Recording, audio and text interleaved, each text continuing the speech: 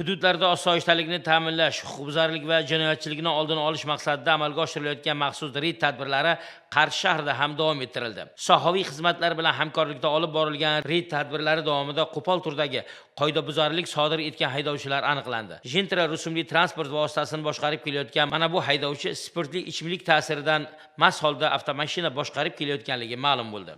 Qarshi shahar hududida xizmatga jalb qilindik. Xizmatimiz davomida 70L192 PA davlat raqam belgili Nexia 3 avtomashinasini hujjatlarini tekshirish maqsadida to'xtatganimizda haydovchi bilan muloqot davomida og'iz bo'shlig'idan spirtli hidi anqib turganligi uchun haydovchini tibbiy ko'rikka taklif qilib, alkotester moslamasidan o'tkazganimizda haydovchi 0,426 mg spirtli ichimlik iste'mol qilganligi ma'lum bo'ldi.